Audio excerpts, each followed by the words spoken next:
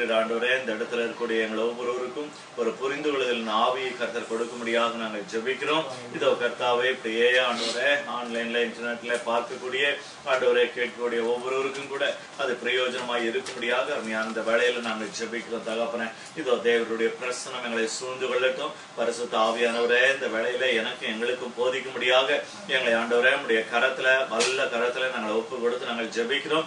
எல்லா துதி கன மகிமை உமக்கே செலுத்துகிறோம். இயேசு கிறிஸ்துவின் மூலமே ஜெபிக்கிறேன் நல்ல பிதாவே, ஆமென்.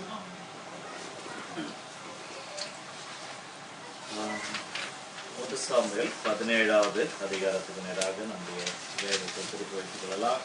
1 சாமுவேல் 17. இந்த அதிகாரம்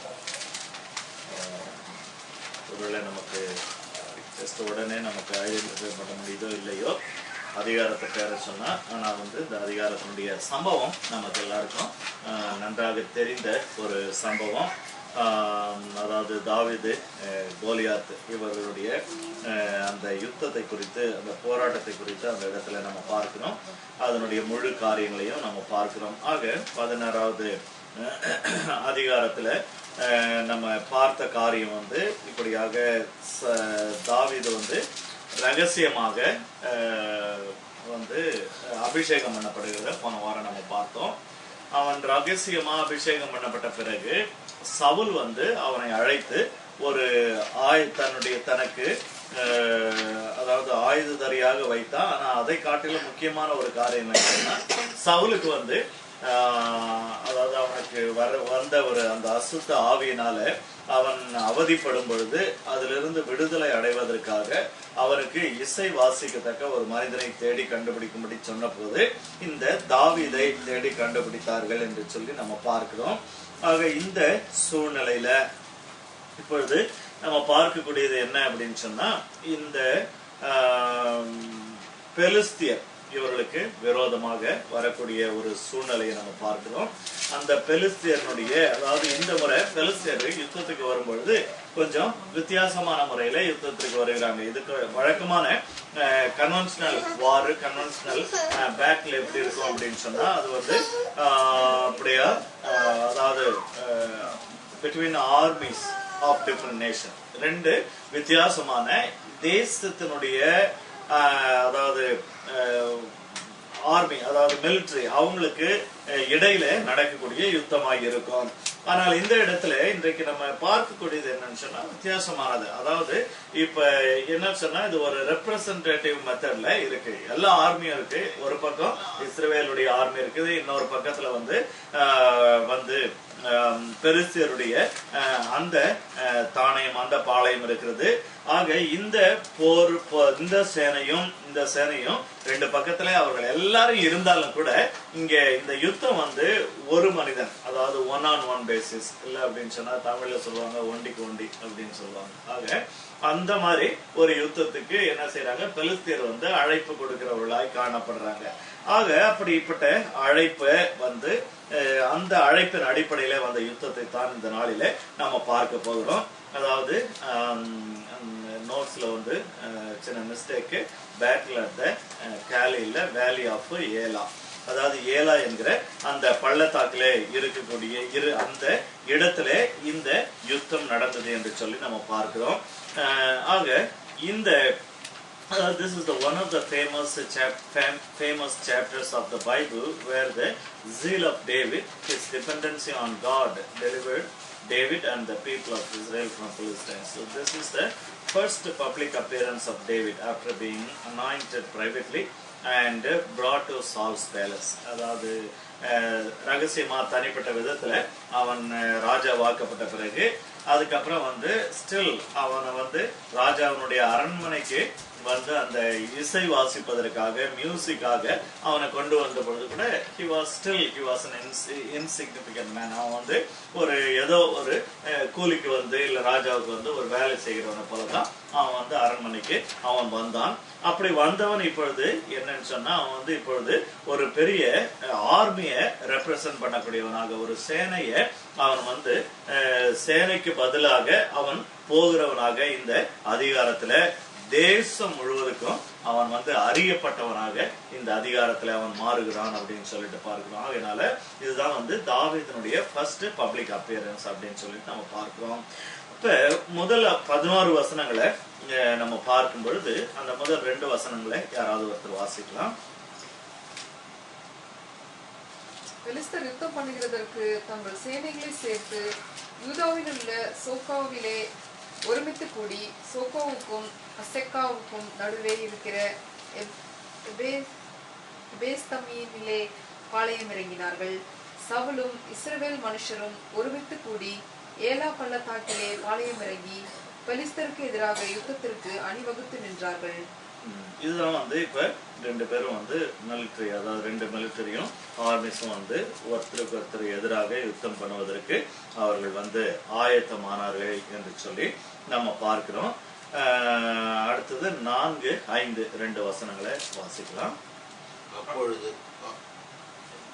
அப்பொழுது காத்பூரானாகிய கோலியாத் என்னும் பேருள்ள ஒரு வீரன் பெலிஸ்தரின் பாளையத்திலிருந்து புறப்பட்டு வந்து நடுவே நிற்பான். அவன் உயரம் 6 முழமும் 1 ஜானுமாம். அவன் தன் தலையின் மேல் வெங்கலச் சீராவை போட்டு ஒரு போர்க்கவசம் தரித்துக் கொண்டிருப்பான். அந்த கவசத்தின் நிறை 5000 சேக்கலான வெண்கலமாயிருக்கும். இந்த இடத்துல நம்ம என்ன பார்க்கிறோம்னு சொன்னா, தமிழ்ல வந்து ஒரு வீரன், கோலியாத் என்னும் பேருள்ள ஒரு வீரன் அப்படின்னு இருக்கு. ஆங்கிலத்துல வந்து சாம்பியன் அப்படின்னு சொல்லிட்டு இருக்கு. சாம்பியன் அப்படின்னு சொன்னா, அதாவது பர்டிகுலர்லி இந்த கான்டெக்ட்ல வந்து என்னன்னு சொன்னா, he represent a nation or he represent a national army. ஒரு தேசத்தினுடைய ஒரு யுத்தத்துல ஒரு தேசத்தினுடைய ஒரு ரெப்ரசன்டேட்டிவா அவன் என்ன செய்யறான், வந்து நிற்கிறான். அவன் வந்து நின்னுட்டு அவன் என்ன செய்யறான், இந்த இவர்கள் சார்பாக அவன் வந்து நிற்கிறான், இவர்களுக்கு பதிலாக அவன் வந்து நிற்கிறான் அப்படின்னு சொல்லிட்டு பாருங்க. So Goliath was a middleman who would decide the outcome of a particular battle by one single-handed fight who fights with a similar champion from opposite side. அதாவது இவன் வந்து தன்னுடைய ராணுவத்துக்கு ஒரு ரெப்ரசன்டேட்டிவா நிற்கிறான். அதே போல எதிரிலையும் வந்து அவர்கள் சார்பாக ஒருவனை தெரிந்து கொள்ளும்படியாக சொல்லுகிறான். ஆகையினால இந்த 2 பேருடைய யுத்தம், இவர்களில் யார் ஜெயிக்கிறாங்களோ அவங்க வந்து அவங்களுடைய தேசத்துடைய வெற்றியை நிர்ணயிக்கும். யார் தோக்குறாங்களோ அவர்கள் வந்து அந்த தேசத்துடைய தோல்வியை நிர்ணயிக்கிறவர்களா இருக்கிறாங்க. ஆகையினால இது வந்து not between 2 armies but between 2 people, 2 persons. 2 பேரு ஒருவர் எதிர்த்து செய்கிற அந்த யுத்தத்துல தேசத்தினுடைய வெற்றியும் தோல்வியும் அடங்கி இருக்கிறது என்று சொல்லி நம்ம பார்க்கிறோம். ஆகையினால இந்த இடத்துல வந்து கோலியாத்து வந்து இந்த இஸ்ரவேல் தேசத்துக்கு விரோதமாக வருகிறவனாய் அவன் காணப்படுகிறான் அப்படின்னு சொல்லிட்டு நம்ம பார்க்கிறோம்.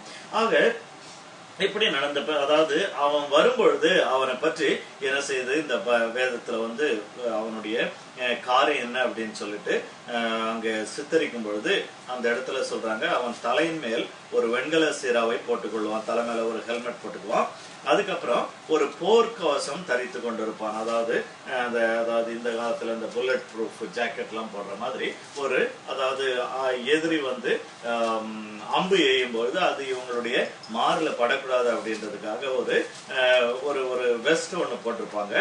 அந்த வெஸ்டினுடைய அதாவது வெயிட் என்ன அப்படின்னு சொன்னா, அது வந்து வெண்கலத்துல பிரான்ஸ்ல செஞ்சது.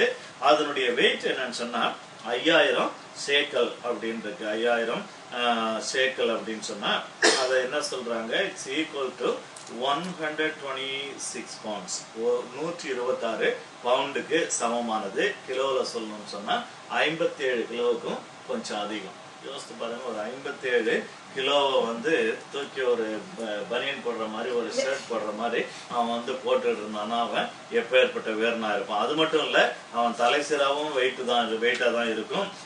அவன்கிட்ட இருந்த எல்லாமே வெயிட்டா தான் இருந்திருக்கும், ஹெவியா தான் இருந்திருக்கும் அப்படின்னு சொல்லிட்டு நம்ம பார்க்கிறோம். ஆக அப்படிப்பட்ட ஒரு பார்க்கிறவர்களுக்கும், எப்பேற்பட்ட ஒரு வீரனுக்கும், எப்பேற்பட்ட ஒரு ஆர்மிக்கும், ஒரு சேனைக்கும் வந்து பயத்தை கொடுக்கக்கூடியவனாய் அவன் இருக்கிறான் அப்படின்னு சொல்லிட்டு நம்ம பார்க்கிறோம். அதனாலதான் ஆவிக்குரிய ஜீவியத்துல இந்த நமக்கு வரக்கூடிய பிரச்சனைகளை வந்து நம்ம வந்து கோலியாத்தோட சம்பந்தப்படுத்துவோம், இல்ல பிசாசை வந்து கோலியாத்தோடு சம்பந்தப்படுத்தி பார்ப்பாங்க. எப்பேற்பட்ட ஆவிக்குரியவர்கள் என்று சொல்லுகிறவர்களும் எப்படி ஜெபிக்கிறவர்களும் அந்த பிசாசுக்கு ஒரு நேரம் இல்லைன்னு சொன்னாலும் ஒரு நேரம் அந்த பிசாசினாலே ஆடி போகிறவர்களாய் காணப்படுவார்கள். ஆக இந்த இடத்துல அதை தான் கோலியாத்தினுடைய வாழ்க்கையில பார்க்கிறோம். அதுக்கப்புறம் அவனுடைய மற்ற காரியங்கள் எல்லாவற்றையும் நம்ம அந்த இடத்துல நம்ம பார்க்கிறோம். பிறகு 8, 9, 8வது வசனத்தை யாராவது ஒரு வாசிங்க. அவன் வந்து நின்று இஸ்ரவேல் சேனைகளை பார்த்து சத்தமிட்டு, நீங்கள் யுத்தத்திற்கு அணிவகுத்து நிற்கிறது என்ன? நான் பெலிஸ்தன் அல்லவா? நீங்கள் சவுலின் சேவகர் அல்லவா? உங்களில் ஒருவனை தெரிந்து கொள்ளுங்கள், அவன் என்னிடத்தில் வரட்டும். அடுத்த 2 வசனம் வாசிங்க. அவன் என்னோட யுத்தம் பண்ணவும் என்னை கொல்லவும் சமர்த்தனானால் நாங்கள் உங்களுக்கு வேலைக்காரராய் இருப்போம். நான் அவனை ஜெயித்து அவனை கொல்வேனானால் நீங்கள் எங்களுக்கு வேலைக்காரராய் இருந்து எங்களை சேவிக்க வேண்டும் என்று சொல்லி, பின்னும் அந்த பெலிஸ்தன், நான் இன்றைய தினம் இஸ்ரவேலுடைய சேனைகளை நிந்தித்தேன், நாம் ஒருவரோடு ஒருவர் யுத்தம் பண்ண ஒருவனை விடுங்கள் என்று சொல்லி கொண்டு வருவான். அப்ப இவன் சொல்றது என்னன்னு சொன்னா, இது இது இது ஒரு விதமான ஒரு சேட்டனிக் பிசாசனுடைய ஒரு லாங்குவேஜ்.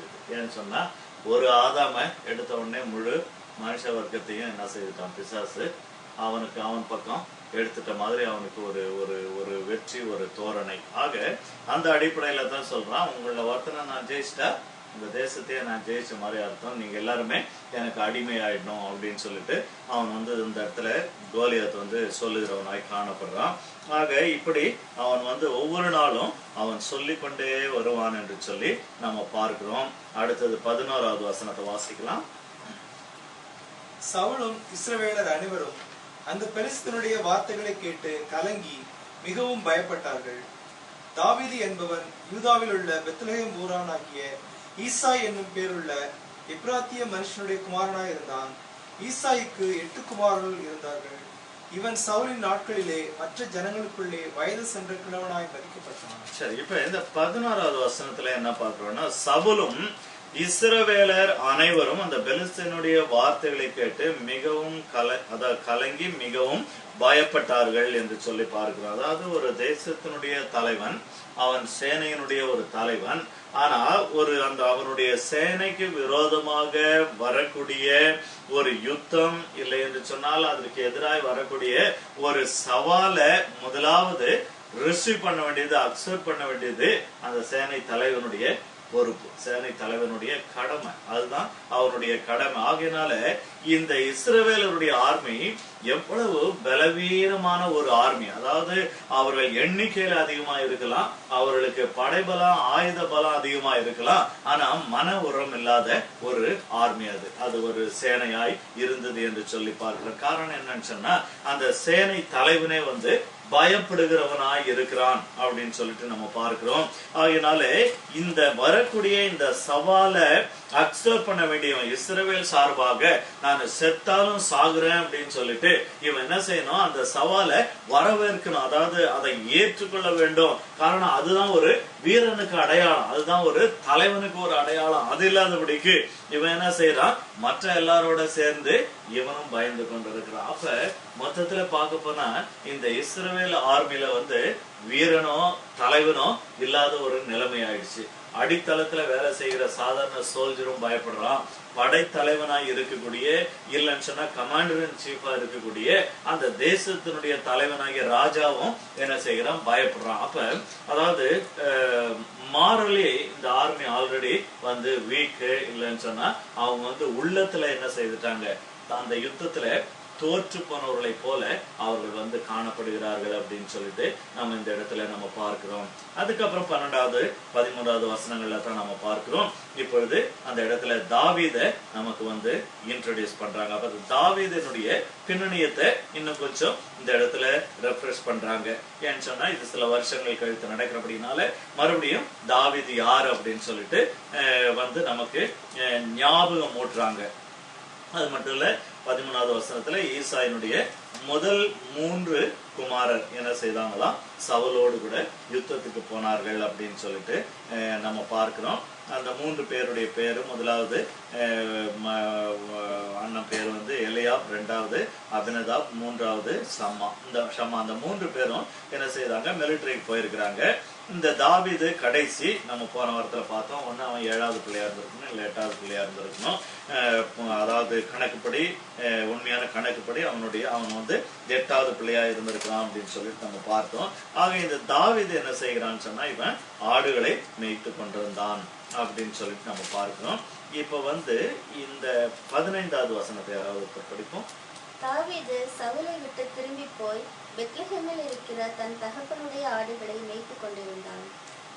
இந்த இடத்துல என்னன்னு சொன்னா, இப்ப தாவீது, அதாவது தமிழ்ல எப்படி இருக்குன்னா, தாவீது சவுலை விட்டு திரும்பி போய் அப்படின்னு இருக்கு. அதாவது இங்கிலீஷ்ல நம்ம பார்த்தோம் அப்படின்னு சொன்னா, David occasionally went and returned from Saul.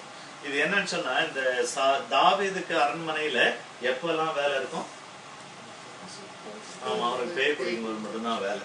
அவனுக்கு பேய் பிடிக்காம கொஞ்சம் நல்லா இருந்துச்சுன்னா, சரி நான் வீட்டுக்கு போயிட்டு நான் ஆட்டை பார்த்துட்டு வரேன் அப்படின்னு சொல்லிட்டு ஆடெல்லாம் வந்து பத்திரமா இருக்குதா, ஒரு நல்ல மேய்ப்பன். அவன் தூரம் போனாலும் கூட அவன் என்ன செய்யறான், அவன் போது போயிட்டு அந்த ஆடுகளை பார்த்துட்டு வரணும். அதனால சரி இப்ப ஒரு அதாவது மியூசிக் வாசித்து அவருக்கு இருக்கிற பேயெல்லாம் போயிடுச்சு.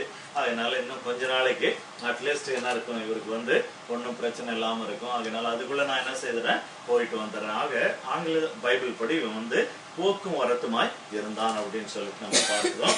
அவ்வப்போது அவன் வந்து செய்யறான், போயிட்டு திரும்ப சவுல் இடத்துல அவன் திரும்ப வருவான். சோ அது போல இந்த முறை வந்து ஒருவேளை இது லாங்கா இருந்திருக்கலாம், ஏன்னா நமக்கு ஒரு கேள்வி வரும் பின்னால வந்து, அந்த தாவீது யார் அப்படின்னு சொல்லிட்டு சவுல் கேட்கிறான். அப்படின்னு சொன்னா அப்ப சவுலுக்கு தாவீது அடையாளம் கண்டுபிடிக்க முடியல. 2 காரணம் இருக்கலாம். ஒண்ணு வந்து, ஒரு காரணம் பேய் பிடிச்சா யாரையும் அடையாளம் தெரியாது, யாரு வந்து மியூசிக் வாசிக்கிறான்னு தெரியாது அவனுக்கு. அதனால ஒருவேளை அந்த காரணமா இருக்கலாம், அது நான் கண்டுபிடிச்ச காரணம், அந்த காரணமா இருக்கலாம். இல்லைன்னு சொன்னா ரொம்ப நாளா இருக்கலாம். இப்ப தாவீது வந்து கொஞ்சம் வளர்ந்துருக்கலாம், இப்ப கொஞ்சம் ஒரு 1-2 வருஷம் வந்து சவுலுக்கு வந்து பேயே பிடிக்காம இருந்திருக்கலாம், ஏதோ ஒரு ரீசன். ஆனா சவுலுக்கு வந்து அவனை ஐடென்டிஃபை பண்ண முடியல. ஆனா இங்க என்ன தெளிவா இருக்கு, தாவீது சவுலை விட்டு திரும்பி போய் பெத்லஹேமில் இருக்கிற தன் தகப்பனுடைய ஆடுகளை மேய்த்து கொண்டிருந்தான் அப்படின்னு சொல்லிட்டு நம்ம பார்க்கிறோம். சோ அந்த 16வது வசனத்தை வாசிப்போம். அந்த பெலிஸ்தன் காலையிலும் மாலையிலும் 40 நாள் வந்து வந்து நிற்பான். அந்த பெலிஸ்தியன் காலையிலையும் மாலையிலையும் 40 நாள் வந்து வந்து நிற்பான் அப்படின்னு சொல்லிட்டு நம்ம பார்க்கிறோம். So 40 days morning and evening. Really terrifying event. ஒவ்வொரு நாளும் காலையில எழுந்திருக்கிறதுக்கும் எல்லாருக்கும் பயம், சாயங்காலம் வருதுனாலும் எல்லாருக்கும் ஒரு பயம். அந்த ஒரு பயம், காலையிலயும் பயம், சாயங்காலம் பயம்னா எப்பதான் பயம் இல்லாம இருக்க முடியும்? இரவெல்லாம் பயம். ஏன்னா ராத்திரி வந்து அவன் கத்திட்டு, சாயங்காலம் வந்து கத்திட்டு போனது நைட்டெல்லாம் எக்கோ அடிச்சிட்டு இருக்கும். ஒரு பொழுது விடிய காலையில எழுந்திருக்கும் போதே ஐயோ என்னடா, தூங்கவும் பிடிக்கல, எழுந்திருக்கவும் பிடிக்கல. தூங்கினாலும் பயமா இருக்குது, எழுந்திருந்தாலும் பயமா இருக்கு. இதுதான் வந்து பிசாசு வந்து கர்த்தருடைய பிள்ளைகளுக்கு அவன் வந்து கொடுக்கக்கூடிய ஒரு பெரிய சவால். அது சில நேரத்துல 40 நாள் போகலாம்.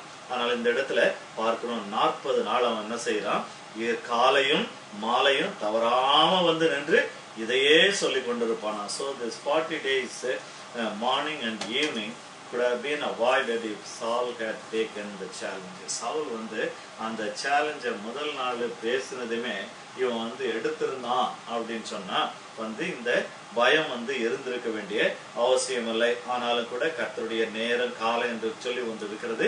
ஆகையினால இந்த இடத்துல 40 நாள் அவன் வந்து இப்படியே செய்து கொண்டிருந்தான் என்று சொல்லி நம்ம பார்க்கிறோம். அடுத்தது 17-18 வசனங்களை வாசிக்கலாம். ஈசாய் தன் குமாரனாகிய தாவீதை நோக்கி, உன் சகோதரருக்கு இந்த ஒரு மரக்கால் வறுத்த பயிற்றையும் இந்த 10 அப்பங்களையும் எடுத்துக்கொண்டு பாளையத்தில் இருக்கிற உன் சகோதரரிடத்தில் ஓட்டமாய் போய் இந்த 10 பால் கட்டிகளை 1000 பேருக்கு அதிபதியானவனிடத்தில் கொடுத்து உன் சகோதரர் சுகமாய் இருக்கிறார்களா என்று விசாரித்து அவர்களிடத்தில் அடையாளம் வாங்கி கொண்டு வா என்றான். இப்ப நாங்க தாவீதுடைய அப்பா சொல்றத நம்ம பார்க்கிறோம். Run to your brothers at the camp. உன்னுடைய அதாவது யுத்த களத்துல போர்க்களத்துல இருக்கக்கூடிய உன்னுடைய சகோதரர்களிடத்துல நீ ஓடி போய் வா என்று சொல்லி அந்த இடத்துல அவன் வந்து தன்னுடைய மகனை வந்து அனுப்புகிறதாக அந்த இடத்துல நம்ம பார்க்கிறோம். ஆக இது என்ன பார்க்கிறோம் அப்படின்னு சொன்னா, இது அதாவது சாதாரண வாழ்க்கையில ஈசாய்க்கோ தாவீதுக்கோ வந்து இது வழக்கமாய் நடக்கிற ஒரு காரியம். ஆனா மிலிட்டரியில இருக்கிறான், நம்ம போயிட்டு அப்பப்ப அதில் நம்ம மகன் மிலிட்டரியில இருக்கிறான், அவ்வப்போது அவனுக்கு போய் அவனுடைய சுகம் துக்கம் இல்லைன்னா யுத்தத்துல செத்து போறானா உயிரோடு இருக்கிறானா, இந்த காலத்துல இருக்கிற மாதிரி டெலிஃபோனோ இமெயிலோ மற்ற எந்த கம்யூனிகேஷன் கிடையாது. இல்லைன்னு சொன்னா ப்ராப்பரா இன்ஃபார்ம் கூட பண்ணிருக்க மாட்டாங்க அந்த காலத்துலாம். ஏன்னா எத்தனை பேர் அத்தனை பேரெல்லாம் எழுதி எடுத்து வச்சிருந்திருப்பாங்க, எண்ணிக்கை மட்டும் தான் பார்த்திருப்பாங்க ஒழிய இந்த எண்ணிக்கைக்குள்ள இவன் உயிரோட இல்லைன்னா கட்டாயம் அவன் செத்து போயிருப்பான், அவ்வளவுதான். ஆகையினால ஒவ்வொரு பெற்றோர் ஒவ்வொரு குடும்பத்தாருடைய கடமையா இருந்திருக்கும் அது அவ்வப்போது போயிட்டு அவங்க வந்து சுகமா இருக்கிறாங்களா அப்படின்னு சொல்லிட்டு பார்த்துட்டு வர்றதுக்கு. அது மட்டும் இல்ல, அந்த 1000 பேருக்கு அதிபதிக்கும் என்ன செய்யறான், கொஞ்சம் கொடுத்து அனுப்புறான். ஏன்னு சொன்னா நம்ம ஈசாய் யாரு, தாவீது யாரு, இல்ல ஈசாயினுடைய பிள்ளைங்க யாருன்ட்டு அவனுக்கு கொஞ்சம் பர்சனலா ஞாபகம் இருக்கும். அந்த சீஸை சாப்பிடும் போதெல்லாம், பால் கட்டியை சாப்பிடும் போதெல்லாம் அவனுக்கு ஒரு ஞாபகம் இருக்கும். அதனால இவர் வந்து கொஞ்சம் அறிவா அதையும் அவர் வந்து செய்யறார் அப்படின்னு சொல்லிட்டு நம்ம பார்க்கிறோம். ஆக இதுல என்ன பார்க்கிறோம்னு சொன்னா, இது வந்து நடைமுறை வாழ்க்கையில சாதாரணமா அவங்க வந்து செய்து கொண்டிருக்கக்கூடிய ஒரு காரியம் என்று சொல்லி நம்ம பார்க்கிறோம். But according to God's will plan, ஆண்டவருடைய திட்டம், ஆண்டவருடைய சித்தம் இதெல்லாம் இருக்கு. இதுல நம்ம என்ன பார்க்கிறோம்னு சொன்னா, God direct man's action, not telling him his real intention. சில நேரத்துல ஆண்டவர் வந்து நம்ம சாதாரணமா செய்யக்கூடிய காரியத்துல அவருடைய சித்தத்தையும் அவருடைய திட்டத்தையும் கொண்டு வந்து நுழைக்கிறவராய் காணப்படுவாரு. இதை வந்து நம்ம அறிந்தோம் அப்படின்னு சொன்னா, நாம செய்ய வேண்டிய ஒவ்வொரு காரியங்களையும் நம்ம வந்து தடை இல்லாம செய்து கொண்டே இருப்போம். ஒருவேளை இதை நான் செய்யாத போனா ஆண்டவர் வந்து இதன் மூலமாக இந்த நேரத்துல ஏதோ ஒன்றை அவர் செய்யணும்னு நினைச்சிருந்தாருன்னு சொன்னா நமக்கு எப்படி அப்படின்னு சொல்லிட்டு. ஆகையினால நம்ம வந்து இப்படிப்பட்ட காரியங்களை குறித்து, நமக்கென்று நியமித்திருக்கக்கூடிய காரியங்களை குறித்து கவனத்தோட இருக்கணும். ஒருவேளை தாவீது சொல்லிருக்கலாம், இல்லப்பா என்னால போக முடியாது, நான் ஆட்டுங்களை பார்க்கணும், ஆடுகளுக்கு ஆபத்தா இருக்குது, இல்லைன்னு சொன்னா அண்ணனுங்க வந்தா அவனுங்க வந்து யுத்தம் பண்ணா அவங்க வந்து வருவாங்கப்பா அப்படின்னு சொல்லிட்டு அங்கதான் எல்லாம் சாப்பாடு கொடுப்பாங்களே, ராஜா கிட்ட தானே வேலை செய்யறாங்க அப்படின்னு சொல்லிட்டு ஒருவேளை இருந்திருக்கலாம். இல்ல அப்பா வந்து ஐயோ நம்ம சின்ன மகன் கடைசி மகன் இவன் போயிட்டு பத்திரமா வருவானா அப்படின்னு சொல்லிட்டு ஒருவேளை பயந்து அவங்க இருந்திருந்தா இந்த காரியங்களே நடைபெற்றிருக்காது. ஆக என்ன அறிகிறோம்னு சொன்னா, நம்ம அன்றாட வாழ்க்கையில நம்ம அனுதின வாழ்க்கையில நம்ம செய்ய வேண்டிய காரியங்கள், நமக்கென்று நியமிக்கப்பட்டிருக்கக்கூடிய காரியங்களை நம்ம வந்து தொடர்ந்து நம்ம வந்து அதை இடைவிடாது நம்ம செய்கிறவர்களாய் காணப்படணும். சில நேரத்துல நம்ம செய்யற காரியத்துல ஒரு எக்ஸைட்மெண்ட் இருந்தாதான் நம்ம வந்து செய்யணும் அப்படின்னு சொல்லிட்டு நினைப்போம். ஆனா அந்த காரியம் அப்படி நம்ம செய்யக்கூடாது. நான் அப்பப்ப சொல்லுவேன், ஒருத்தர் கூப்பிட்டு ஃபர்ஸ்ட் இந்த வாரம் யாராவது கெஸ்ட் ஸ்பீக்கர் வராங்களே, ஏன்னா ஒரு கெஸ்ட் ஸ்பீக்கர் வந்தா தான் வரணும் அப்படின்னு சொல்லிட்டு அவருடைய ஒரு கணக்கு. ஏன்னா ஆராதனைக்கு போனா ஒரு எக்ஸைட்மெண்ட்டா இருக்கணும். இந்த பாஸ்ட் மூஞ்சி இந்த தாடியவே பார்த்துட்டு எத்தனை வாரம் நம்ம இருக்கிறது, எத்தனை வருஷம் இருக்கிறது. ஆக அது போல நம்முடைய வாழ்க்கையில கூட நம்ம ஒண்ணு செய்யறோம் அப்படின்னு சொன்னா என்னது அப்படின்னு சொல்லிட்டு நம்ம நினைக்க கூடாது. செய்ய வேண்டிய காரியத்தை நம்ம வந்து செய்து கொண்டே இருக்கிறவர்களாய் நம்ம காணப்பட வேண்டும். அதுதான் இதுல நம்ம அறியக்கூடிய ஒன்றா இருக்கிறது. அதுக்கப்புறம் 19-20 வசனங்களை வாசிப்போம்.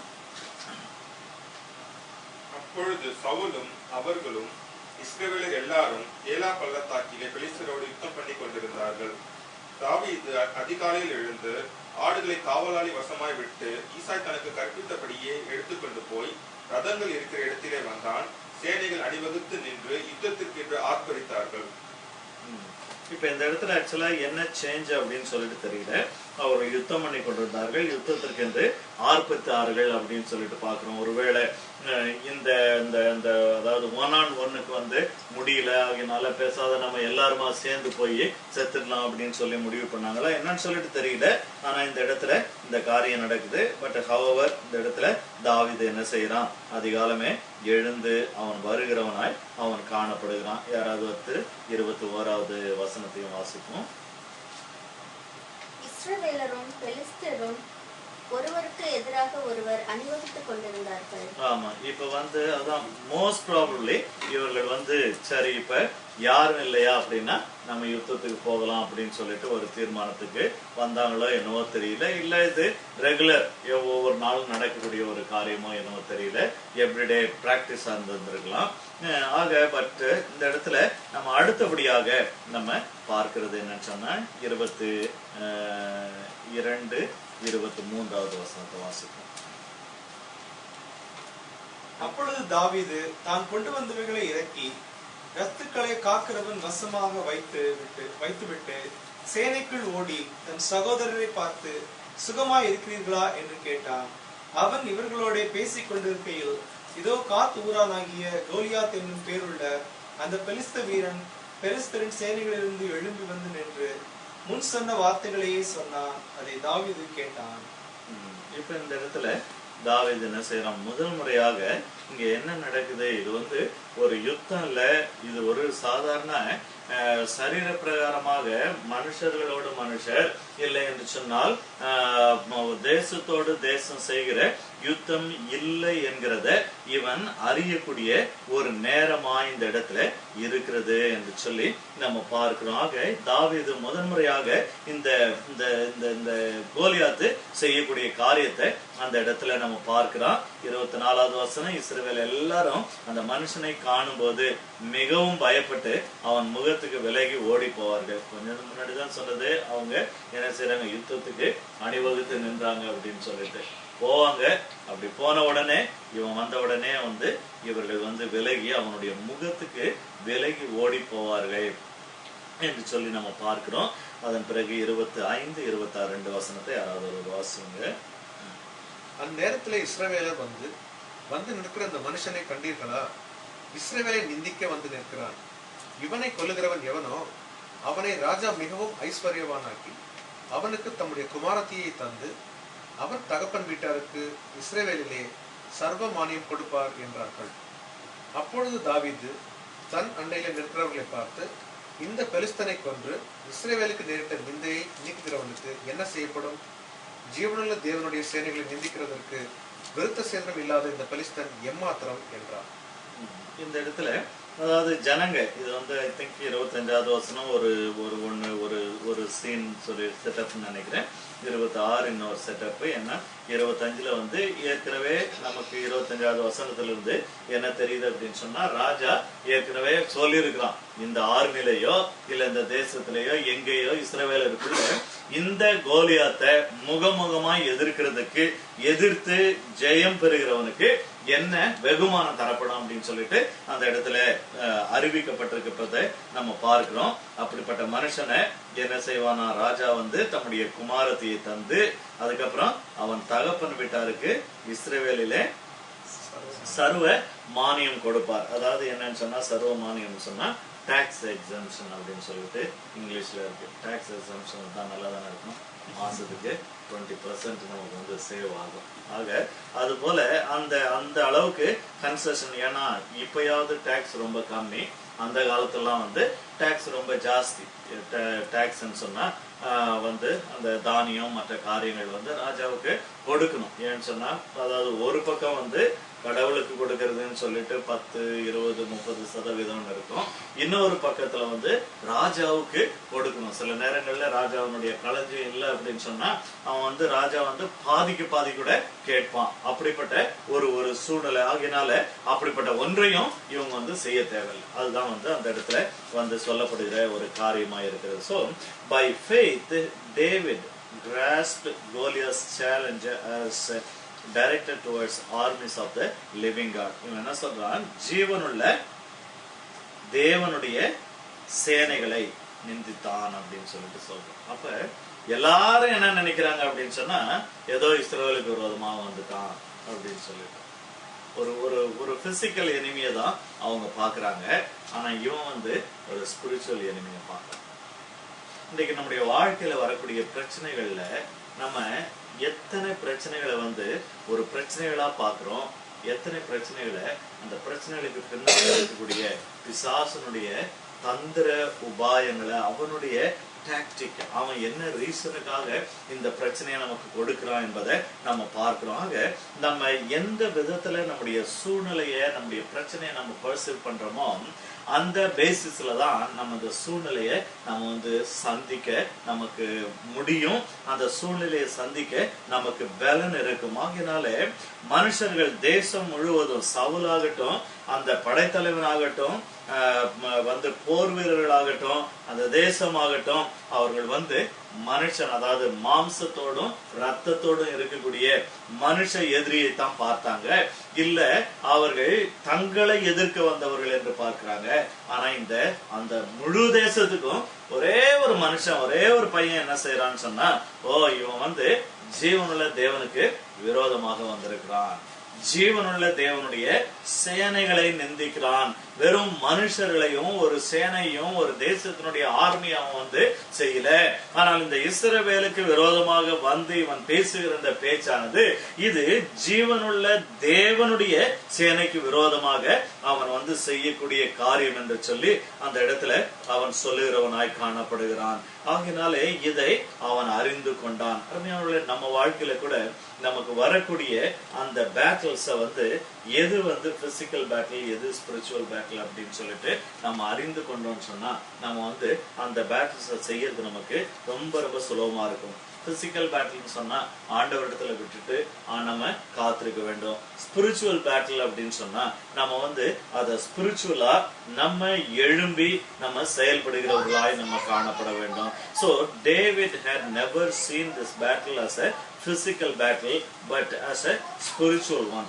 Saul and his army men saw Goliath as a threat to Israel, but David saw him as an insult to the sovereignty of God. ஆண்டவருடைய சர்வ வல்லமையை பழித்து பேசுகிறவனாய் நிற்கிறான் அப்படின்னு சொல்லிட்டு தான் தாவீது அவனை பார்த்தான். ஆகையினாலதான் இப்ப தாவீது என்ன செய்யறாரு, பேரம் பேச ஆரம்பிக்கிறார். தாவீதுனுடைய மைண்ட்ல கிளீனா தெரிஞ்சிருச்சு, இப்ப வெற்றி யாருக்கு? நமக்குதான். ஏன்னா இது வந்து எனக்கு எதிராக இவன் வரல, என் ராஜாவாகிய சவுலுக்கு எதிராக வரல, இஸ்ரவேல் ஜனத்துக்கு எதிராய் வரல, இவன் ஜீவனுள்ள தேவனுக்கு எதிராய் வந்தான். ஜீவனுள்ள தேவனுக்கு எதிராய் வந்தவன் எவன் நிலைநிற்க முடியும்? ஒருவனும் நிலைநிற்க முடியாது. ஆகையினால இந்த result, the outcome of the battle is a done deal for David. அதனால அவன் என்ன செய்யறான், பக்கத்துல இருக்கிறவன்ட்ட போயிட்டு ஒரு வேளை கேலி பரியாசம் பண்ற மாதிரி, இவனை ஜெயிக்கிறவனுக்கு ராஜா என்ன கொடுப்பாரு, அதுக்கேற்ற மாதிரி ராஜா ஏற்கனவே சொல்லி வச்சிருந்தது. அந்த இடத்துல அவன் இடத்துல அவங்க வந்து சொல்றாங்க, இப்படி இப்படி எல்லாம் செய்வாங்க அப்படின்னு சொல்லிட்டு அந்த இடத்துல அவர்கள் வந்து அவன் இடத்துல சொல்றாங்க அப்படின்னு சொல்லிட்டு நம்ம பார்க்கிறோம். இப்படியாக ஜீவனுள்ள தேவனுடைய சேனைகளை நிந்திக்கிறதற்கு விருத்த சேதனம் இல்லாத இந்த பெலிஸ்தியன் எம்மாத்திரம் என்றான். அவனுக்கும் தேவனுடைய பிள்ளைகளுக்கும் சம்பந்தமே கிடையாது. அவனுக்கும் கர்த்தருடைய சேனைக்கும் கர்த்தருடைய பிள்ளைகளுடைய சேனைகளுக்கு சம்பந்தம் கிடையாது. ஆகையினால கட்டாயம் அவன் வந்து தோல்விக்குரியவனை ஒழிய அவன் வந்து வெற்றிக்குரியவன் அல்ல என்று சொல்லி உள்ளத்துல தெளிவாய் அவன் நிர்ணயித்து கொண்டான் என்று சொல்லி அந்த இடத்துல நம்ம பார்க்கிறோம். அப்படி நிர்ணயித்து கொண்டவன் 28வது வசனத்துல என்ன ஆகுதுன்னு பார்ப்போம். அந்த மனுஷரோடு அவன் பேசிக் கொண்டிருக்கிறதை அவன் மூத்த சகோதரனாகிய எலியாப் கேட்டபோது அவன் தாவீதின் மேல் கோபம் கொண்டு, நீ இங்கே வந்தது என்ன? வனாந்தரத்தில் உள்ள அந்த கொஞ்ச ஆடுகளை நீ யார் வசத்தில் விட்டாய்? யுத்தத்தை பார்க்க அல்லவா வந்தாய்? உன் துணிகரத்தையும் உன் இருதயத்தின் அகங்காரத்தையும் நான் அறிவேன் என்றான்.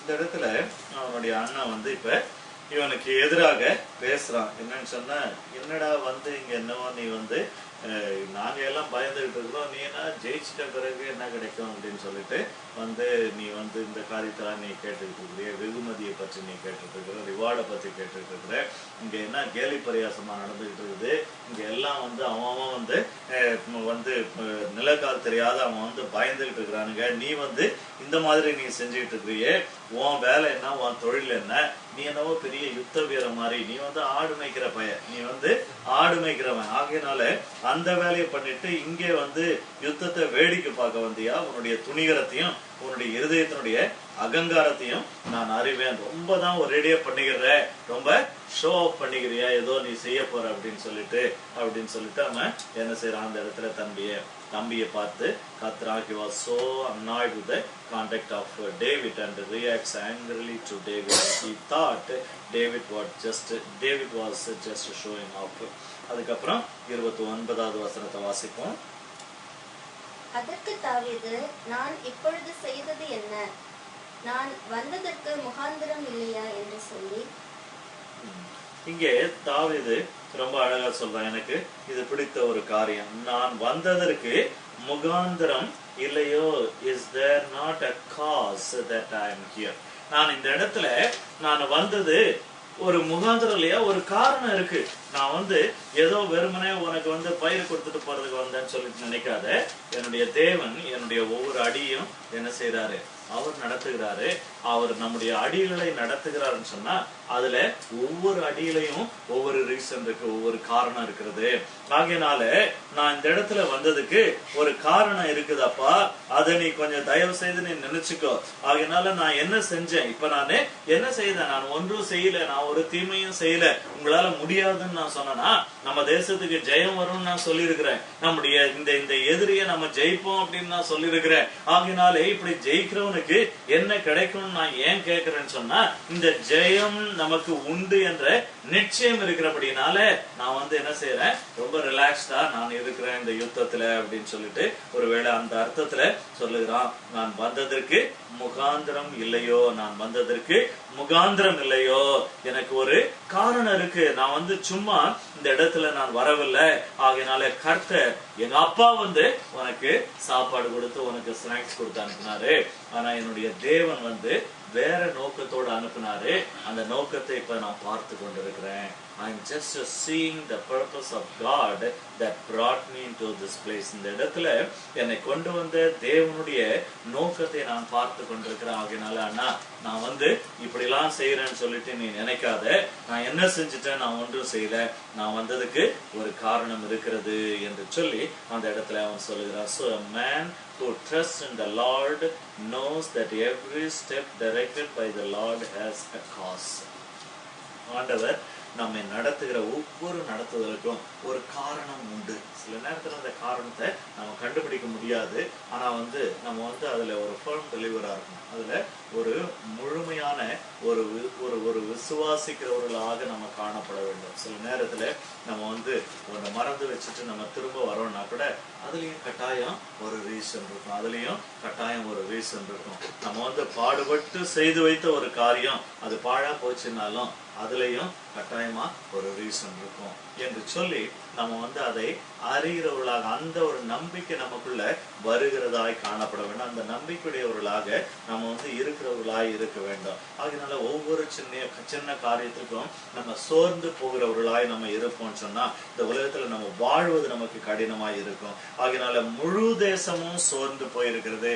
ஆனா இவனுக்குள்ள ஒரு நம்பிக்கை, என்ன தேவன் ஒருவேளை அவங்க வீட்டுல இருந்து புறப்பட்டு வரும்பொழுது அவன் சொல்லிட்டு ஆண்டவரே என்னை எதுக்காக இந்த பயிர் ஒண்ணும் முக்கியம் இல்ல ஆண்டவரே, இந்த பயிர்ல ஒன்றும் கிடையாது. எங்க அப்பா என்ன அனுப்புறாருன்னு சொன்னா அதுக்கு பின்னால ஏதோ உங்களுடைய சித்தம் இருக்குது, ஏதோ உங்களுடைய திட்டம் இருக்குது. ஆகையினால இந்த பயிரை நான் கொண்டு போகல, ஏதோ ஒரு காரணத்துக்காக என்னை நீங்க கொண்டு போறீங்கன்னு சொல்லிட்டு நான் நம்புகிறேன் அப்படின்னு சொல்லிட்டு ஒருவேளை அவன் ஜெபித்து கொண்டே வந்திருக்கலாம்.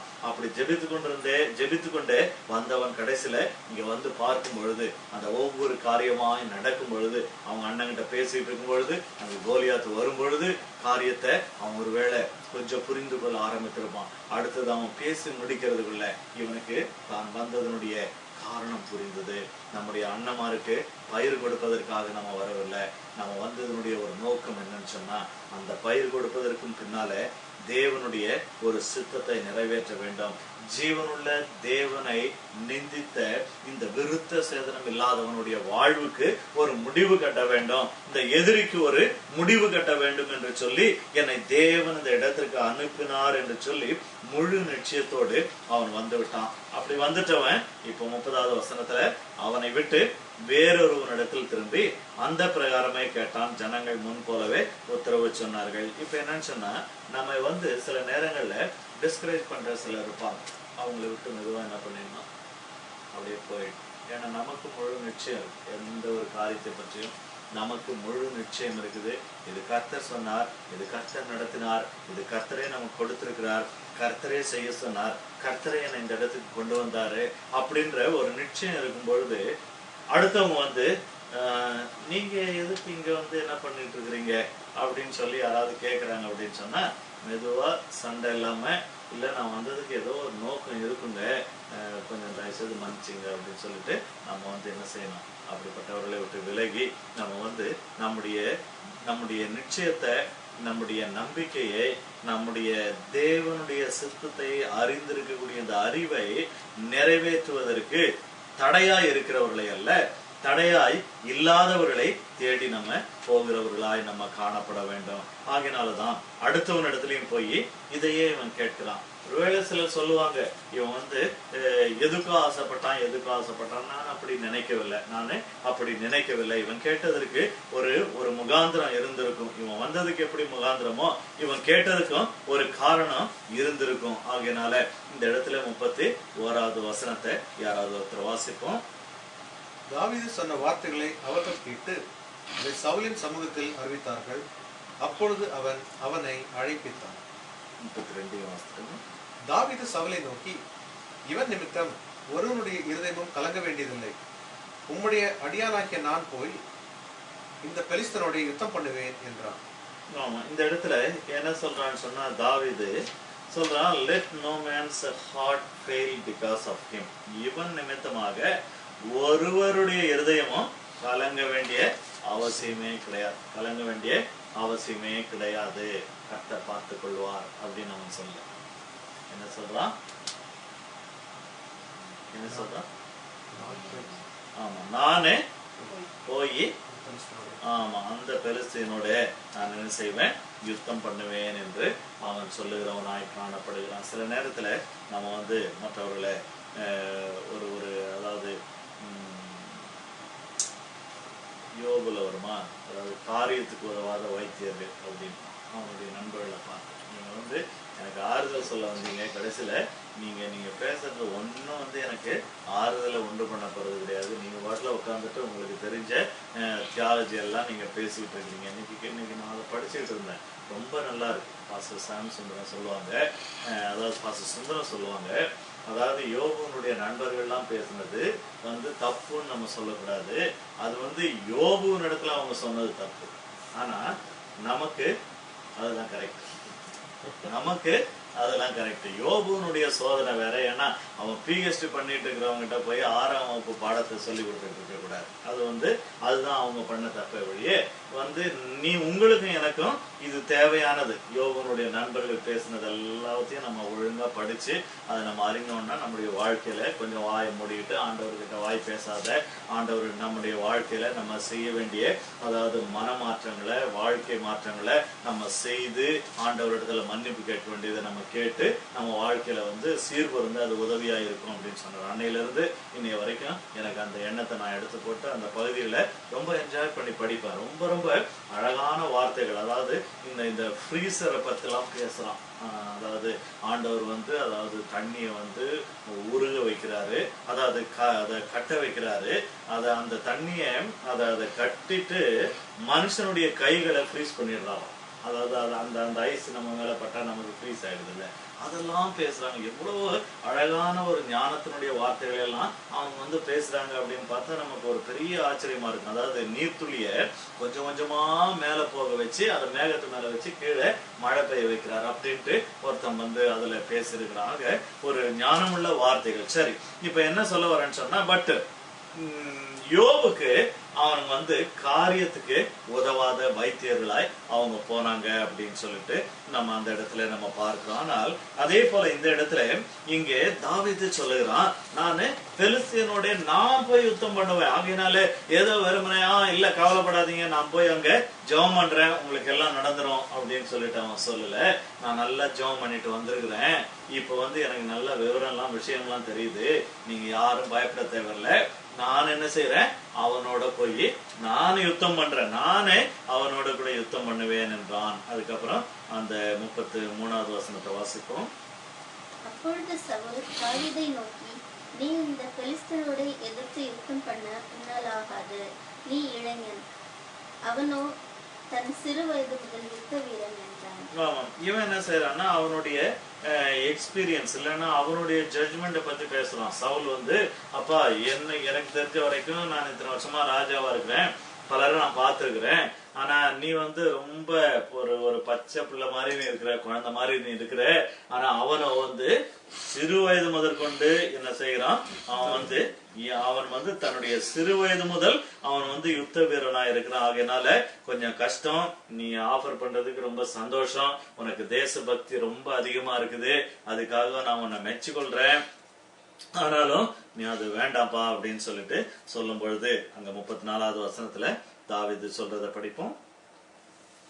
தாவீது சவுலை பார்த்து, உம்முடைய அடியான் என் தகப்பனுடைய ஆடுகளை மேய்த்து கொண்டிருக்கிற போது ஒரு விசை ஒரு சிங்கமும் ஒரு விசை ஒரு கரடியும் வந்து மந்தையில் இருக்கிற ஒரு ஆட்டை பிடித்துக் கொண்டது. அடுத்த 2 வசனம் வாசிங்க. நான் அதை தொடர்ந்து போய் அதை அடித்து அதை அதன் வாய்க்கு தப்புவித்தேன்.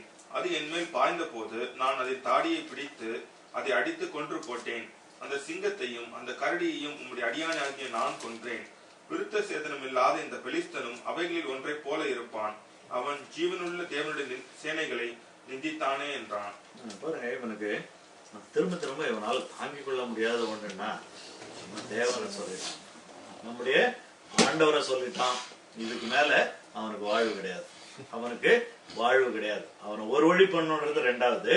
ஆனா தேவனுக்கு விரோதமாக யுத்தம் பண்ணி ஜெயித்தவன் யார்? ஆகினால இதுதான் நமக்கு நல்ல சமயம், நம்ம இல்லாத வீரத்தை இருக்கிற மாதிரி காட்டுறதுக்கு நல்ல சமயம். ஏன்னு சொன்னா அவன் வந்து சும்மா நம்மையே வந்து எதையாவது பேசி இல்ல அமைதியா யுத்தத்துக்கு வந்திருந்தா அது வேற.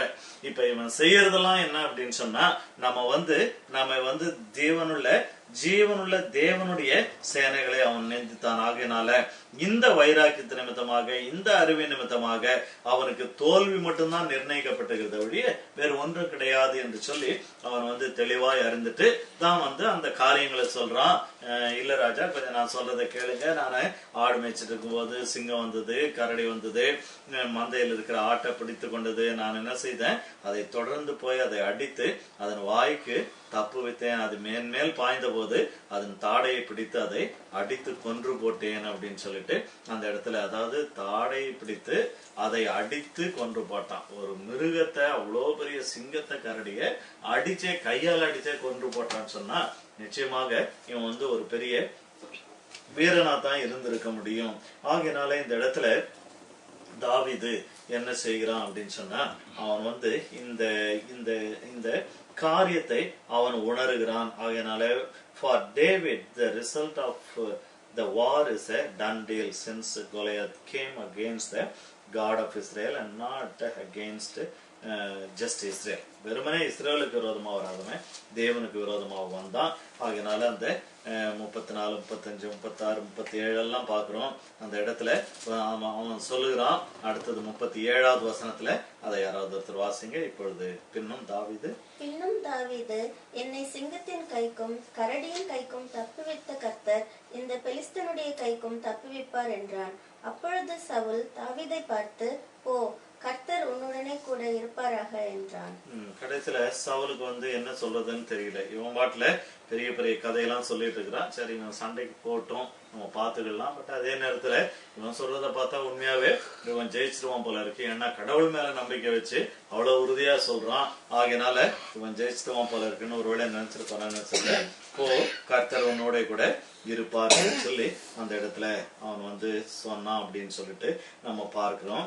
அப்ப அந்த தாவீது அந்த இடத்துல சொல்லும் பொழுது, அதாவது இங்க நோட்ஸ்ல அதாவது தாவீதை வந்து அந்த கிரைஸ்டோட சம்பந்தப்படுத்தி பேசியிருக்கிறாங்க. அதாவது மேத்யூ ஹென்றி கமெண்ட்ரியில இருந்து எடுத்தது. when David kept sheep, he proved himself very careful and tender of his flock. This reminds us of Christ, the good shepherd, who not only ventured but laid down his life for the sheep. Our experience ought to encourage us to trust in God and be bold in the way of duty. he that has delivered will continue to do so. David gained courage to fight the Philistines. அதாவது இந்த இடத்துல அதாவது இந்த தாவீது வந்து எப்படி ஒரு தன்னுடைய ஆடுகளுக்கு ஒரு நல்ல மேய்ப்பன், ஆடுகளுக்கு ஆண்டவர் எப்படி தன்னை வந்து நானே நல்ல மேய்ப்பன் தன் ஆடுகளுக்காக தன் ஜீவனை கொடுக்கிறான் என்று சொல்லி இயேசு எப்படி சொன்னாரோ அதே போல இந்த இடத்துல தாவீது வந்து நம்ம வந்து அதாவது அநேக பழைய ஏற்பாட்டுல பார்க்கிறோம். கிறிஸ்துவ அவங்க பார்க்கலன்னா கூட அந்த கிறிஸ்துவுக்கு முன்பாக கிறிஸ்துவை போல வாழ்ந்தார்கள். அந்த காட்லி கேரக்டர், அந்த கிரைஸ்ட் கேரக்டர் அவங்களுக்குள்ள இருந்துச்சுன்னு சொல்லிட்டு பாக்குறோம். அதுதான் வந்து தாவீதனுடைய காரியம். இன்னும் சொல்ல போனா ஒருவேளை தாவீதை பார்த்துதான் கிறிஸ்து கத்துக்கிட்டாரா? ஏன்னா அவங்க வந்து அதாவது ஹிஸ்டாரிக்கலி வந்து தாவீது முன்னாடி வந்தான், ஆண்டவர் பின்னால வந்தாரு. ஆனா இது எப்படின்னு சொன்னா இட்ஸ் a godly கேரக்டர். இது தேவனுடைய குணாதிசயம். அந்த தேவனுடைய குணாதிசயத்தை தேவனோடு உறவாடி அவன் வாழ்ந்தபடினால இயேசுவுக்கு முன்பாக அவன் வந்து எவ்வளோ முன்னால அவன் வாழ்ந்திருந்தாலும் ஆனால் அந்த இயேசுனுடைய குணாதிசயம் குணம் அவனுக்குள்ள இருந்துச்சுன்னு சொல்லிட்டு அந்த இடத்துல நம்ம பார்க்கிறோம். ஆகினால அவன் வந்து இயேசுவை போல ஒரு நல்ல மேய்ப்பன். இயேசு கிறிஸ்து ஏதோ சும்மா வந்துட்டு சரி நான் வந்தேன் செத்தேன் அப்படின்னு சொல்லிட்டு இனிமேல் ரட்சிக்கப்படாத உங்க வேலைன்ட்டு அவர் வந்து போயிடாதபடிக்கு இன்றைக்கு நம்மை தேடி வருகிற ஒரு தேவனாய் இருக்கிறார் அப்படின்னு சொல்லிட்டு நம்ம பார்க்கிறோம். ஆகையினால அதே போல தாவீது தன்னுடைய உயிரையும் வந்து பணயம் வைத்து தன்னுடைய ஆடுகளை காத்தவன் அப்படின்னு சொல்லிட்டு பார்க்கிறோம். அதே போல நம்முடைய வாழ்க்கையில கூட நம்ம வந்து மற்றவர்களுக்காக நம்ம ஒரு கரிசனை உள்ளவர்களாய் நம்ம காணப்பட வேண்டும். அதே நேரத்துல தாவீதுக்கு ஒரு நம்பிக்கை என்னன்னா இதற்கு முன்னால ஒரு விஷயம் அவர் செய்த தேவன் அவர் என்ன செய்வார், இனியும் அவர் செய்வார். இல்ல இந்த முறையும் என்னுடைய தேவன் செய்வார் என்கிற அந்த முழு நம்பிக்கை அவனுக்குள்ளாய் இருந்தது அப்படின்னு சொல்லிட்டு நம்ம பார்க்கிறோம். அதனால David gained courage to fight the Philistine. நம்முடைய வாழ்க்கையில நமக்கு வந்து இந்த போராட்டங்கள் யுத்தங்கள் அவ்வப்போது வந்து கொண்டுதான் இருக்கும், பிரச்சனைகள் வந்து கொண்டுதான் இருக்கும். ஏன்னா அது விசுவாசிகளுக்கு மிகவும் அவசியமான ஒன்று. பரீட்சை வந்தாதான், போன மார்ச்ல தானே பரீட்சை எழுதணும், இந்த மார்ச்ல மறுபடியும் எக்ஸாம் வந்துருச்சு அப்படின்னு சொல்லிட்டு நம்ம சொல்ல முடியாது. 6 மாசம் முன்னாடி தானே செமஸ்டர் எக்ஸாம் எழுதணும், இப்ப மறுபடியும் 6 மாசம் கழிச்சு எக்ஸாம் வருது அப்படின்னு சொல்லிட்டு நம்ம சொல்ல முடியாது. எக்ஸாம் வந்தாதான், அதை எழுதினாதான் நம்ம என்ன செய்ய முடியும், அடுத்த லெவலுக்கு போக முடியும், அடுத்த கிளாஸ்க்கு போக முடியும். அதே போல நம்முடைய ஆவிக்குரிய ஜீவியத்துல கூட நமக்கு அந்த சோதனைகள் பிரச்சனைகள் வரும் பொழுது அதுல நம்ம ஜெயிக்கும் பொழுது தேவன் நம்மை அடுத்த லெவல் விசுவாசத்திற்கு நம்மை அழைத்து கொண்டு போகிற ஒரு தேவனாய் இருக்கிறார்.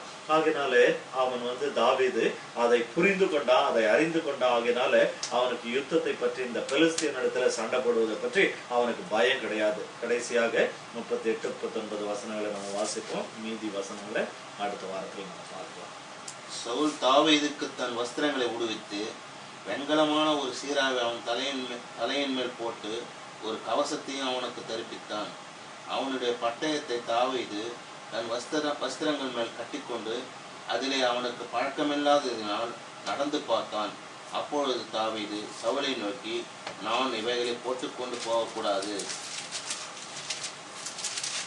இந்த அபியாசம் எனக்கு இல்லை என்று சொல்லி அவைகளை கலைந்து போட்டு, சரி நம்ம 40 அப்படின்றதுலாம் கலைந்து போட்டான். அதோட நம்ம நிறுத்திக் கொள்வோம். ஸோ இந்த இடத்துல அவன் என்ன சொல்றான்னா, ஐ cannot walk with this, இவைகளை கொண்டு நான் நடக்க முடியாது அப்படின்னு சொல்லிட்டு அவனுக்கு தெளிவாய் அவனுக்கு தெரிகிறது. So not being used to such armor as Saul put upon him, he was not satisfied to go in that manner. This was from the Lord, that it might more plainly appear he fought and conquered in faith, and that the victory was from God. So faith, prayer, truth and righteousness, the whole armor of God, and the mind that was in Christ are equally needful for all the servants of the Lord, whatever may be their work. அதாவது இதுல நம்ம என்ன பார்க்கிறோம்னு சொன்னா, தாவீது வந்து ஏதோ யுத்தத்துக்கு போகிறவங்க எல்லாம் இப்படிதான் போகணும் அப்படின்னு சொல்லுகிற அந்த வரைமுறைக்கு தன்னை என்ன செய்யல, அவன் வந்து உட்படுத்திக் கொள்ளவில்லை. உலகம் சொல்லுது யுத்தத்துக்கு போறவன் இப்படிதான் போகணும், இதை செய்யறவன் இப்படிதான் செய்யணும், அதை செய்யறவன் இந்த வழியில தான் செய்யணும்னு சொல்லிட்டு. ஆனா தாவீது வந்து அதற்கு தன்னை அடிமைப்படுத்திக் கொள்ளவில்லை, அதற்கு தன்னை உட்படுத்திக் கொள்ளாதபடிக்கு அவன் என்ன நினைக்கிறான்னா, ஓகே நீங்க வந்து யுத்தம் செய்வதற்காக நீங்க அழைக்கப்பட்டவர்கள் நீங்க இதை போட்டுக்கிட்டு போகலாம். நீங்க வந்து ராணுவத்துல இருக்கிறவங்க நீங்க இதை போட்டுக்கொண்டு போகலாம். நீங்க வந்து யுத்தத்தினுடைய படை தலைவனாய் ராஜாவா இருக்கிறபடினால நீங்க தாராளமா இதை போட்டுக்கொள்ளலாம். ஆனால் இப்பொழுது என்னுடைய நிலைமை, என்னுடைய அழைப்பு என்னன்னு சொன்னா, இந்த இடத்துல நான் ஒரு இப்படிப்பட்ட ஒரு யுத்தத்தை, I am not here to make a conventional war, வழக்கமாய் செய்யக்கூடிய ஒரு யுத்தத்தை நான் செய்ய முடியாதல்ல. இப்ப எனக்கு இருக்கிறது என்னன்னு சொன்னா, it's a spiritual warfare. Hallelujah. It's a spiritual warfare. எனக்கு ஆவிக்குரிய யுத்தம் ஆகினால இது எல்லாம் எனக்கு தேவையில்லை. எனக்கு வந்து இதை எப்படி செய்யணும் அப்படின்னு சொல்லிட்டு நான் வழக்கம் போல செய்யக்கூடிய காரியங்களினாலேயே என்னுடைய தேவன் எனக்கு ஜெயத்தை கொடுப்பார். காரணம், என்னுடைய தேவனாலே ஜெயம் வருகிறதே ஒழிய என்னுடைய வெளி தோற்றத்தினாலேயோ இல்ல நான் செய்யக்கூடிய மற்ற காரியத்தினாலேயோ எனக்கு வந்து ஜெயம் கிடையாது. ஆகையினால நான் எதை செய்தாலும், முட்டாள்தனமா எதை நான் செய்தாலும் கூட இப்பொழுது நான் என்ன செய்ய போறேன், ஜெயிக்க போறேன். காரணம், இது தேவனுடைய வெற்றி, இது தேவனுடைய வெற்றியா இருக்கிறது. ஆகையினால இது எல்லாவற்றையும் தயவு செய்து எனக்கு நீங்க கொடுக்க வேணாம், எல்லாத்தையும் நீங்க எடுத்துருங்க. ஆகையினால காரணம், இது வந்து தேவனால வரப்போகிற வெற்றி, தேவனால வரப்போகிற வெற்றிக்கு இது எல்லாம் தேவையில்லை. ஆகையினால இந்த நம்பிக்கை, விசுவாசம், நம்முடைய ஜெபம், இது எல்லாம் நமக்கு இருக்கும் பொழுது, அதே நேரத்துல அந்த இயேசு கிறிஸ்துவனுடைய சிந்தை நமக்கு இருக்கும் பொழுது இவைகள் எல்லாவற்றையும் நம்ம வைத்துக் கொள்ள வேண்டும். இந்த உலகத்துல சில நேரத்துல நம்ம பல காரியங்களின் மீது நம்ம நம்பிக்கை வைக்கிறோம். சில நேரத்துல நம்ம செய்யக்கூடிய காரியங்களின் மீது நம்பிக்கை வைக்கிறோம். சில நேரங்கள்ல நம்ம பல காரியத்தின் மீது நம்பிக்கை வைத்துக் கொண்டிருக்கிறோம். சில நேரத்துல சில ஸ்பிரிச்சுவல் காரியத்தின் மேல கூட நம்ம ரொம்ப நம்பிக்கை வச்சுட்டு இருப்போம். காலையில ஏதோ எழுந்தோம், பைபிள் படிச்சோம், ஜெபம் பண்ணோம், எல்லாம் செஞ்சோம். ஆனா வெளியே போகும்போது, கார் எடுக்கும்போது நம்ம ஜெபிக்காத போயிட்டோம். ஐயோ எனக்கு நான் ஜெபம் பண்ணாதவன்ட்டு ஏதாவது நடக்கணும், ஐயோ நான் ஜெபம் பண்ணாதவன்ட்டு எனக்கு ஏதாவது நடக்கணும் அப்படின்னு சொல்லிட்டு நம்ம நினைச்சிட்டே இருந்தோம்னா தான் ஏதாவது நடக்கும். அது வந்து ஜஸ்ட் நம்ம ஏதோ செய்யாத வந்துட்டோம். காரணம் என்ன சொல்ல வரேன்னு சொன்னா, சில நேரத்துல சில காரியத்தின் மீது நம்ம நம்பிக்கை வச்சிருக்கிறோம். அது வந்து பக்தி கடத்த காரியமா கூட இருக்கலாம். ஐயோ இதை நான் செய்யறியே, எனக்கு ஏதாவது நடந்தோம் அப்படின்னு சொன்னா, இப்ப நம்ம எது பேர்ல நம்பிக்கை வைக்கிறோம்? அந்த காலையில வெளியே வரும்பொழுது நம்ம ஜெபிக்கிற ஜெபத்தின் மேல நம்பிக்கை வைக்கிறோமா? கட்டாயமா நம்ம ஜெபம் பண்ணணும். நானும் ஜெபிக்கிறேன், வெளியே போகும்பொழுது நான் ஜெபிக்கிறேன். நம்முடைய பாதுகாப்புக்காக நம்ம ஜெபிக்க வேண்டியது அவசியம். ஆனா ஏதோ ஒரு காரணத்துல நம்ம ஜெபிக்காத விட்டுட்டோம்னு சொன்னா, ஐயோ ஆண்டவர் வந்து எனக்கு பாதுகாப்பு கொடுக்காத போயிடுவாரோ அப்படின்னு சொல்லிட்டு நம்ம நினைச்சோம் அப்படின்னு சொன்னா, நம்ம என்ன செய்யறோம், அதன் மீது நம்ம நம்பிக்கை வைத்துட்டு இருக்கிறோம், தேவன் மீது நம்முடைய நம்பிக்கை இல்லை. ஆகையினால அதுதான் இந்த இடத்துல நம்ம பார்க்கிறோம். இது போட்டாதான் ஜெயம் வரும் என்று கிடையாது, இது போடாமலும் எனக்கு வந்து ஜெயம் வரும். அதனால நம்ம வந்து ஜெபிக்காமலே நம்ம வாழ்க்கை நடத்திடலாம் அப்படின்றத பற்றி நான் சொல்ல வரவில்லை. அதன் மீது நம்ம நம்பிக்கை வைக்க கூடாது. நம்ம தேவன் பேர்ல வைக்கிற நம்பிக்கை நிமித்தமாக நம்ம ஜெபிக்கிறோம். அதனால ஜெபிக்கிறது நிமித்தமாக நமக்கு எல்லாம் நடக்குது அப்படின்னு இல்லை. நம்ம தேவன் பேர்ல வைத்த நம்பிக்கை நிமித்தமாக நாம் ஜெபிக்கிறவர்களாக நம்ம காணப்படுகிறோம். ஆகையினால இன்றைக்கு தேவனுடைய பிள்ளைகளாக இருக்கக்கூடிய நாமும் கூட இந்த காரியங்களை குறித்து நம்ம கவனமாய் இருக்க வேண்டும். ஆகையினால உலக பிரகாரமான யுத்தத்தை உலக பிரகாரமா செய்வாங்க.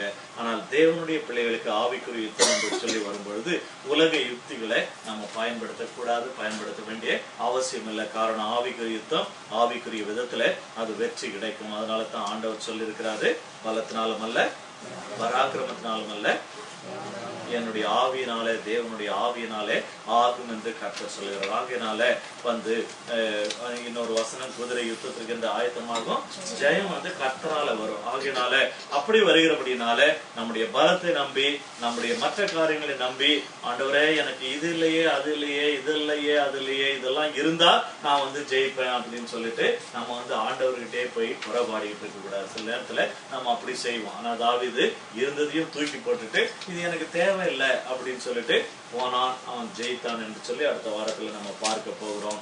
ஆகினால் அருமையானவர்களே, நம்முடைய வாழ்க்கையில நாமும் கூட தேவனை அண்டிக் கொண்டிருக்க வேண்டும். ஆக இந்த மொத்தத்தில் நம்ம என்ன பார்க்கணும்னு சொன்னா, அதாவது அவன் வந்து இஸ்ரவேலின் சேனைகளின் தேவனாகிய, அதாவது சேனைகளின் கர்த்தருடைய, அந்த சேனைகளின் தேவனுடைய அந்த சேனைகளை அவன் நிந்தித்தான். அதாவது இஸ்ரவேலின் தேவனுடைய சேனைகளை அவன் நிந்தித்தான் என்று சொல்லி அவன் அறிந்தபடினால இதனுடைய வெற்றி நம்முடையது என்று சொல்லி அவன் வந்து அறிந்து கொண்டவன்.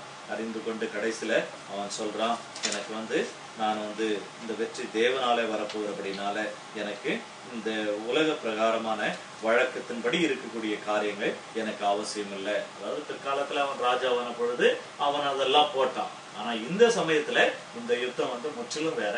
ஆகையினால இது அவனுக்கு தேவையில்லை என்று சொல்லி நம்ம பார்க்கிறோம்.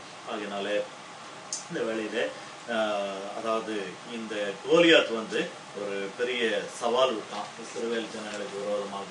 அவன் நினைத்தான் தேசத்துக்கு விரோதமாக வந்து சவால் விடுகிறோம் என்று சொல்லி. ஆனால் கர்த்தர் அவனுக்கு விட்ட சவாலை அவனால கேட்க முடியாம போயிடுச்சு. அவன் விட்ட சவாலை தேசம் முழுவதும் கேட்டாங்க. அவனுடைய தேசம் கேட்டுச்சு, இஸ்ரவேலின் தேசம் கேட்டது. ஆனால் தேவன் அவனுக்கு விரோதமாக இட்ட அந்த சவாலை அவனால கேட்க முடியாமல் போனது என்று சொல்லி நம்ம பார்க்கிறோம். அதனால கர்த்தர் நம்முடைய வாழ்க்கையில கூட நமக்கு பிசாசு பல சேலஞ்சஸ் கொண்டு வருவான், பல சவால்களை விடுவான், பல சூழ்நிலைகளை சொல்லுவான். ஆனால் தேவன் அவனுக்கு விரோதமாக ஆண்டவர் வந்து ஒரு சேலஞ்ச் பண்ணியிருக்கிறாரு. அந்த சேலஞ்சை வந்து ஏற்கனவே 2000 வருஷத்துக்கு முன்பாக சிலுவையில அதை வந்து நிறைவேற்றி இருக்கிறாரு. ஆனால் நடைமுறை வாழ்க்கையில இன்றைக்கு நம்ம வந்து அந்த வெற்றியை நம்ம நடந்து போய் சுதந்திரித்துக் கொள்ள வேண்டியவர்களா இருக்கிறோம். அதுதான் தாவீது மைண்ட்ல எப்பயும் ஜெயிச்சுதான், இப்ப பிசிக்கலா மட்டும் ஜெயிக்க வேண்டியது இருக்கு. அது அடுத்த வாரத்துல நம்ம பார்க்க போகிறோம். கர்த்தர் தாமே நம்மோடு கூட இருந்து நம்முடைய பேட்டில்ஸ்ல, நம்முடைய யுத்தங்கள்ல தேவன் நமக்கு ஜெயம் கொடுப்பாராக. நம்ம தலையில வணங்கி நம்ம செபிப்போம்.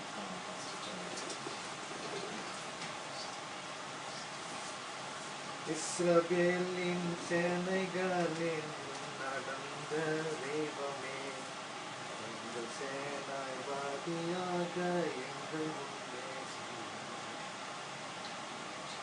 எங்களை நேசிக்கிறேன் அன்பின் தகப்பனே. இந்த மாலை வேளையிலே எங்களுக்கு கொடுக்கப்பட்ட சத்தியத்துக்காக ஸ்தோத்திரிக்கிறோம், துதிக்கிறோம். தாவீதோடு இருந்து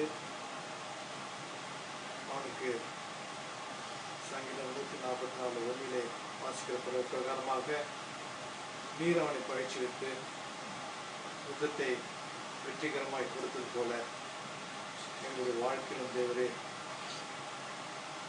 எனக்கு முன்பாக இருக்கிற காரியங்களிலே தேவரே நீர் எங்களோடு கூட இருந்து நாங்கள் வெற்றி பெற்ற வாழ்க்கையை வாழ கிருபை செய்தால் பிசாசு கொண்டு வருகிற எல்லா விதமான காரியங்களிலும் அது நாங்கள் வெற்றி பெற எங்களுக்கு நீ தகுந்த அவசியம். எங்களை நீ பயிற்சிவிக்க வேண்டும் என்று நான் கெஞ்சிக்கிறோம். சத்தியத்தை கொடுத்த மகனுக்காக ஸ்தோத்திரிக்கிறோம். தொடர்ந்து அவர் எடுக்கிற முயற்சிகளிலே உங்கள் ஆசீர்வாதம் இருந்து அவரை பயிற்சி வைத்து இன்னும் அநேக ஆத்மாக்களுக்கு இந்த பாதையிலே அவர் நடத்தி செல்லக்கூடிய ஞானத்தின் அவசியம் வந்திருக்கிற ஒவ்வொருவரையும் நீ ஆசீர்வதியும். சத்தியத்தின்படி நாங்கள் நடக்க நீ கிருபை செய்யும். நம்மை அறிந்து கொள்வதாக நாங்கள் வாழ நீ கிருபை செய்யும். எங்களை பார்க்கிறவர்களும் உங்களை பார்க்கக்கூடிய வகையில் எங்களுடைய வேலைத்துறையிலும் வீட்டிலும் எல்லா இடங்களிலும் நாங்கள் வாழ்ந்து உண்மை நாங்கள் பயன்படுத்தி நீ கிருபை செய்கிறோம். வந்தவர் தங்கள் இல்லங்களுக்கு சுகபத்தமாய் செல்லவும் மீண்டும் நாங்கள் ஒவ்வொரு சந்திக்க நீ கிருபை செய்யும். சுகத்தையும் பலத்தையும் சமாதானத்தையும் சந்தோஷத்தை காட்டுகிறோம். இயேசு கிறிஸ்துவின் நாமத்தில் வேண்டிக் கொள்வோம். என் ஆத்மாவே கர்த்தரை ஸ்தோத்திரி, கர்த்தர்